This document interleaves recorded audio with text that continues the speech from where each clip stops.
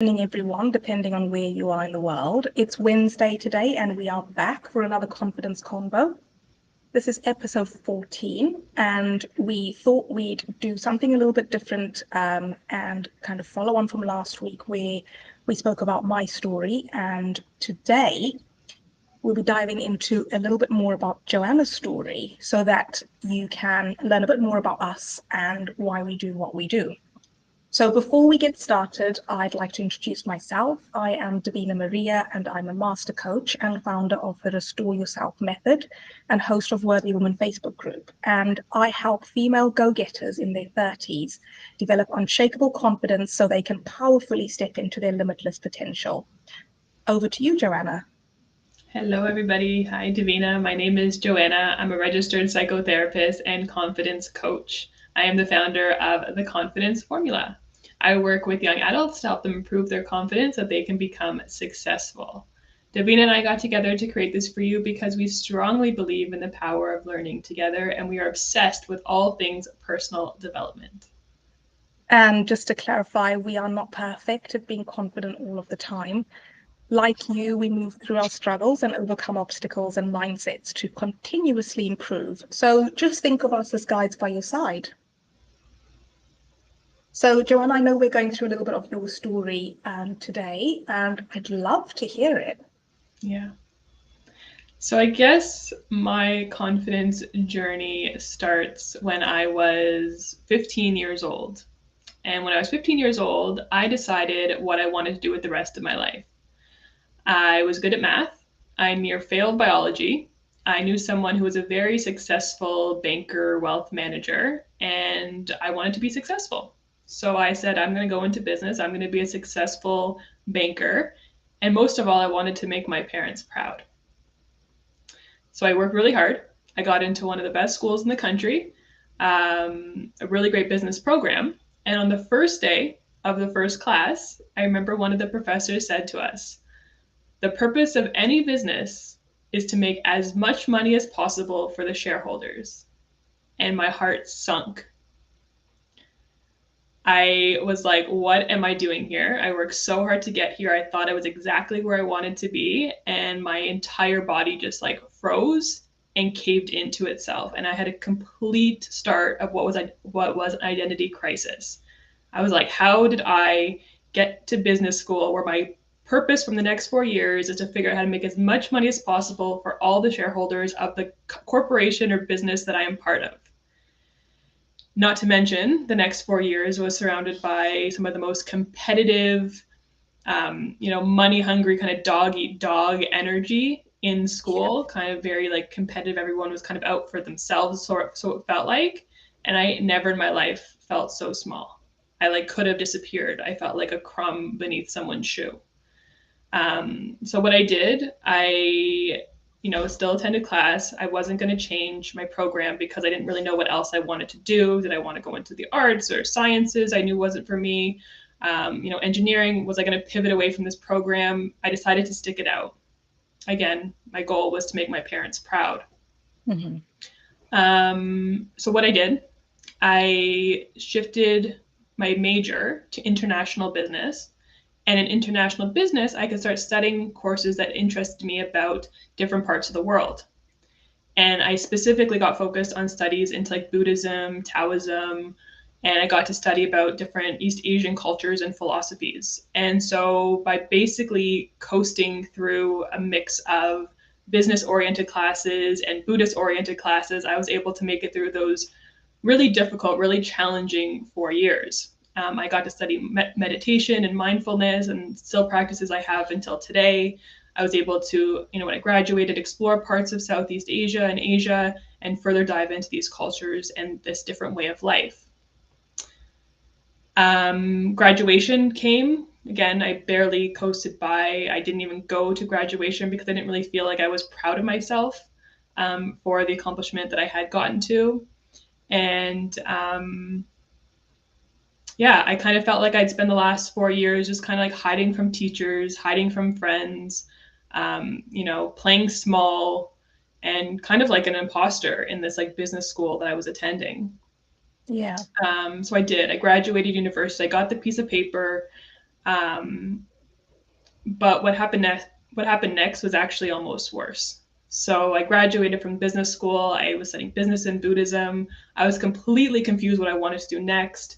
I was watching my friends enter professions and careers, advancing, moving out, and I felt like I was floundering. I had no idea what I wanted to do next. I felt, like I said, smaller than I ever had felt before.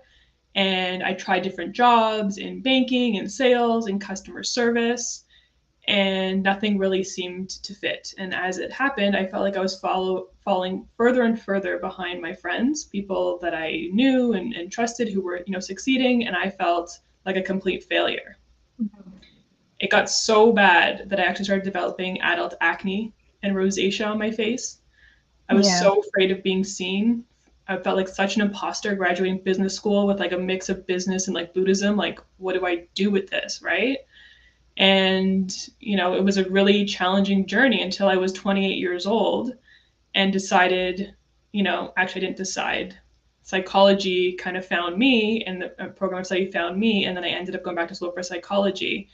And the reason why I work with young adults who want to improve their confidence to become successful is because I feel like when you graduate university, no matter where and who you are, there's a lot of self-discovery that has to happen, figuring out who you Yeah. are, who you want to be, your next step forward. And I feel like there's a huge lack of support around this demographic on their journey forward. And I know that if I had just felt more confident in myself, if I knew who I was, if I trusted myself, then those years wouldn't have felt so dreadful, so awful in my experience. And so that's why I work with young adults to help them improve their confidence, because if you can work on your confidence, you can become as successful as you want to be. And I hope that Yeah. nobody spends the 10 years that I did feeling as low confidence and insecure of themselves and self critical and doubting and anxious and afraid, like I did when I was that age. So that's a short version of my long story of why I'm here and why I do what I do. Yeah. I have so many questions and I absolutely love your story. Thank you so much for sharing. You mentioned a couple of times that you wanted to make your parents proud. Mm-hmm. Do you feel that that was sort of your motivation at the time? Unconsciously, I think so. Unconsciously, I mean, now in hindsight, I know that my motivation for wanting to go into banking, wanting to be super successful, make tons of money, was driven by a cultural, social pressure of what it meant to be successful.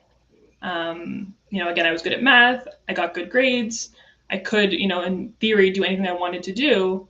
And when I was 15 years old, what I wanted to do was make as much money as I possibly could, right? And I thought that Yeah. that was the measurement of success, and that's what I thought that I could be proud of myself for. That's what I thought my parents could be proud of me for. It's a way that I thought I can keep up with my friends if I could make as much money as them, or make Mm. more money than them. I think that was Yeah. very part of my cultural upbringing, probably from my immigrant grandparents who came here with very little, kind of, making money to survive. I think it kind of just manifested in money equals survival, money equals success. Yeah. And so I think that And to some degree, money equals security and security, safety. safety, exactly. Mhm. Exactly. But when you're growing up, third generation, second generation Canadian, I guess, right? You realize your security and safety, maybe we take that maybe a little for granted in some ways. And so the next Mm. thing was like, okay, so now I have my basic needs being met, thankfully.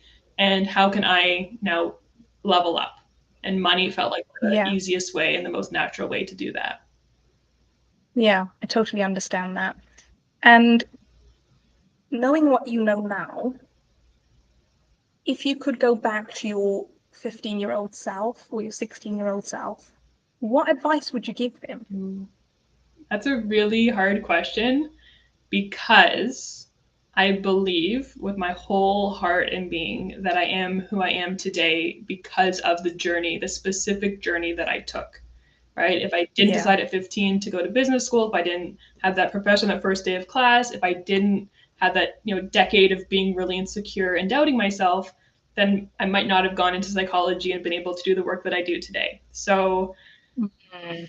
while there is advice I would give to my younger self, maybe I know that if I did that, then my whole path, my whole journey could have been completely different. And I might not be Yeah. anything like the me that I am today, which I actually am proud of and which I actually like, substantially.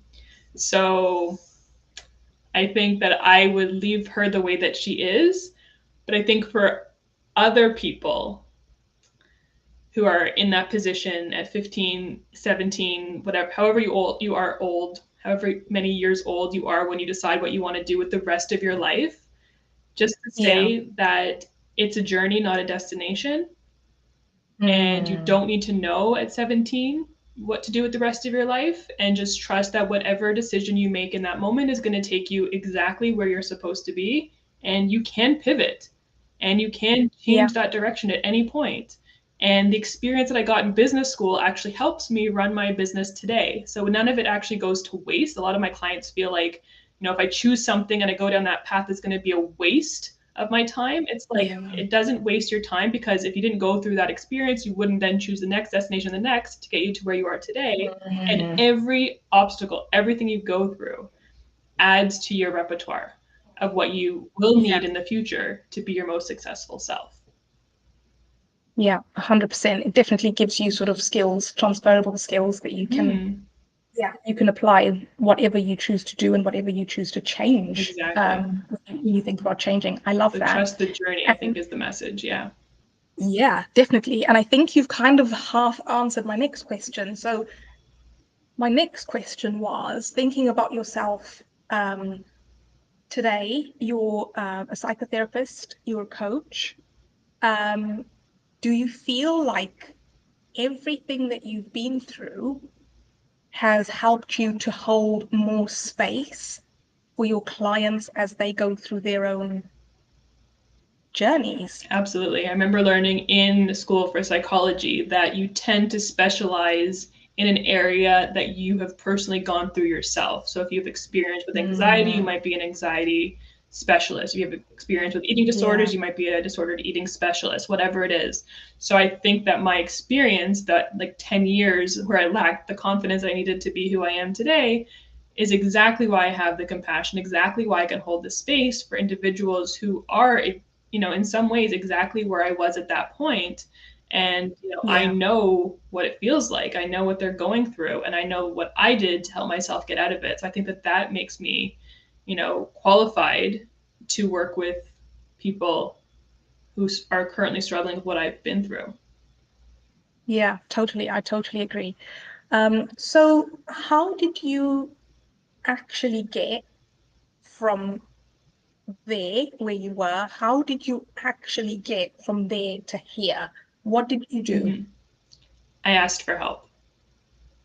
Oh, I love Yeah. that. I wasn't really until I started my own work with my own therapist Mm. that things started to happen, things started to change. Again, I struggled for 5 or 6 years after graduation, hiding, playing small, imposter syndrome, not feeling good enough, feeling like a failure. And I didn't know Mm. how to get out of it, because you don't know what you don't know. Yeah, And I, could have continued floundering well into my 30s if I didn't get that support. So I think the best thing that I did for myself was get the courage to ask someone else to take an unbiased, um, no agenda look into my life and help me navigate how I can make a change that would inevitably lead to the future that I have today. yeah, Because,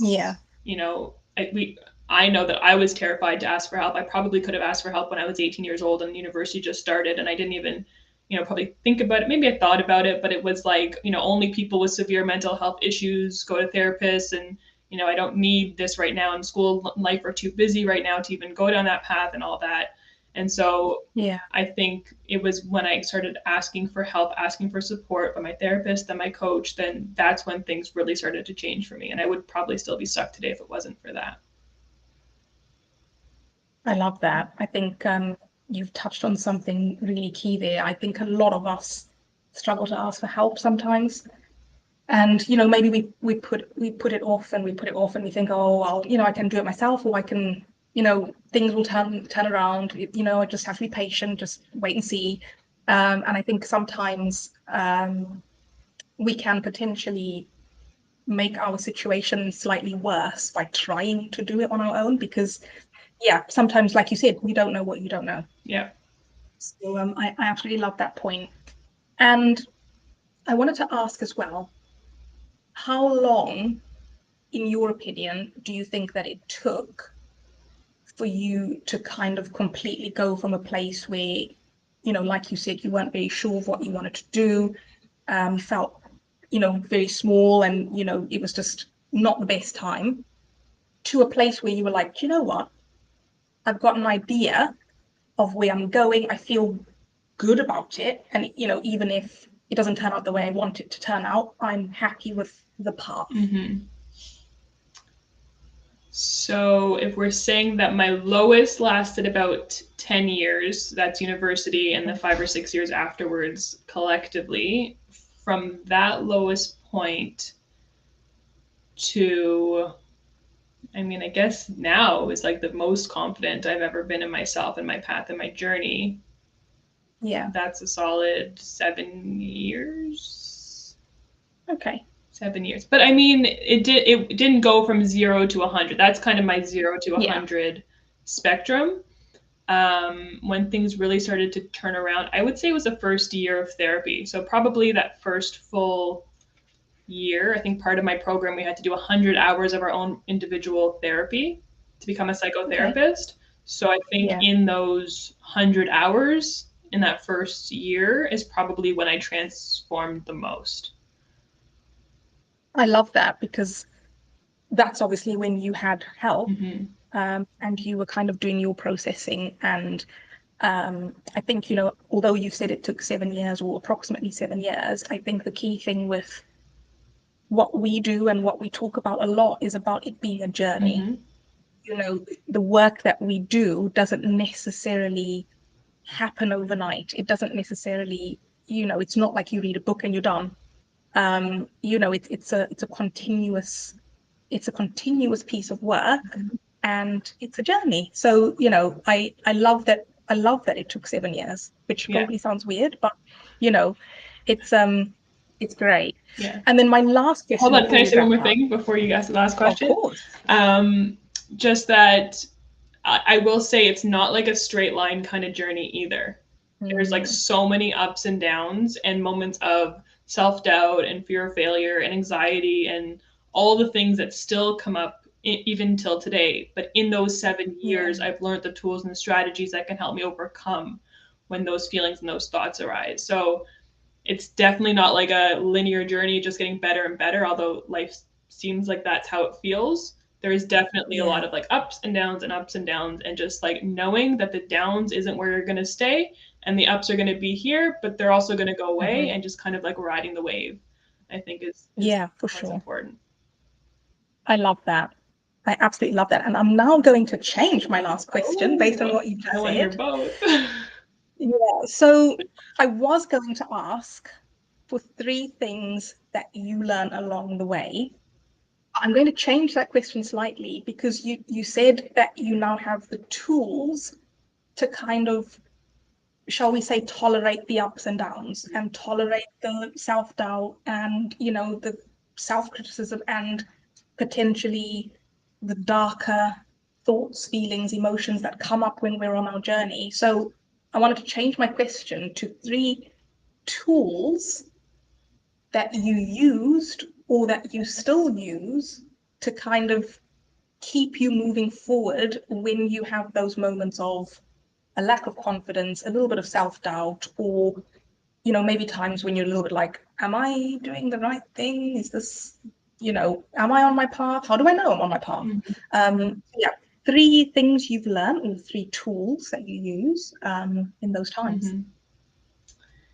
That is really challenging, but from the top of my head, 3 of the tools, maybe not the best tools, I'd have to kind of sit with it a little bit longer, but 3 tools that come to mind are, you are the observer of your experience. not the thoughts and emotions themselves. So when I feel anxious, it's not I am anxiety, it's I feel anxiety, and I can watch the anxiety come and I can watch it go. And I'm not fear, but I feel the fear come and I feel it go. And just to become the observer of your experience, the observer of your thoughts, and Yeah. not to over identify with them. I don't know if I've shared this Hmm. before, but I sometimes think of it like a train moving through a train station and you're on the platform. Like if you have a lot of, negative, critical, anxious thoughts, it's like, okay, that's just the train moving through the station, but you're firmly planted on the platform. You never really grab onto one of those cable cars and it's like, well, I am, a failure, and you like hold on to that cable car and make it mean every single thing about your life. It's like, no, you're just watching these thoughts, Yeah. watching the experiences go in front of you. You're actually okay. You're firmly planted exactly where you're supposed to be. So Mm. long-winded, but be the observer of your experience. You're not, blended or enmeshed with your experience itself. Um, Yeah. Number two, trust yourself. Developing a strong sense of trust in yourself. And I think that starts with something as simple as actually doing what you say that you're going to do. You say that you're going to brush your teeth the Yeah. night before bed, brush your teeth every night before bed. You say that you're going to have, a healthy breakfast in the morning, actually have a healthy breakfast in the morning. If you say you're going to make your bed every day, make your bed every day, right? But if you're not going to do Yeah. it, don't say that you're going to do it, because then you build a sense of lack of trust with yourself, and you start to lose respect for yourself. And then, when difficult things come up and you say that you can do it, if you believe that you can or say that you can, you're really not going to believe wholeheartedly that you can do it. So start to cultivate a sense of Yeah. trust with yourself and take care of yourself. That's also so important. I Love learned that one. in my 20s how to progressively over time take the best possible care of my physical, emotional, spiritual, and mental health that I possibly could. And it didn't happen overnight. It was literally 10 years of trial and error, and I'm still figuring it out Yeah. sometimes. But learning how to take care of yourself, especially if you're, in your early 20s, you don't have children yet, you maybe don't have a relationship yet, it can be a time where it's purely self-discovery, self-exploration, because then when life does get harder, and it probably will, when you're in a relationship, when you have children, when you have, different kinds of responsibilities, you have the tools, you have the things you do to take care of yourself that make you feel really good already in your back pocket. You don't have to spend your 30s or 40s or 50s trying to figure out what makes you feel good. So be self-loving, take care of yourself, and learn how to self-care. I absolutely love that. I love all those 3 points because I feel like they are things you can do straight away. You can do them now. You can start today. Observing your emotions and not being your emotions is an amazing tip. I absolutely love self-care, as you know, and I love that as well. So I think all of those 3 tips are absolutely amazing. And, the biggest one I think is trusting yourself. Having trust in yourself is like, it just helps you get over so many hurdles. So yeah, I love all of those. And as always, it's a fantastic reminder of, things that we can do still today, me and you, as on this journey. And I know I always say every week, think of us as guides by your side. We're absolutely, on our own journeys. And these sort of tips and tricks are relevant to us too. Mm-hmm. Um, I have loved this episode. I've loved learning a bit more about your story. And I feel like it's just been amazing talking about this and kind of taking a break from the kind of normal episodes that we've done to sort of share a little bit about us. It's been so much fun, and we will be back in August with 3 weeks. more on confidence. And instead of it being 2 weeks, like Joanna said, it will be 3 weeks this time. So I believe our next date is the 16th of August. So for more information on who we are, what we do, and our love of all things confidence and self-development, you can find or follow us from our social media information, which will be posted below in the comments. And if you've liked what you've heard, feel free to like, share, or subscribe. And we will see you again in August. Yes. Take care of yourselves. Thank you, Davina. See you soon.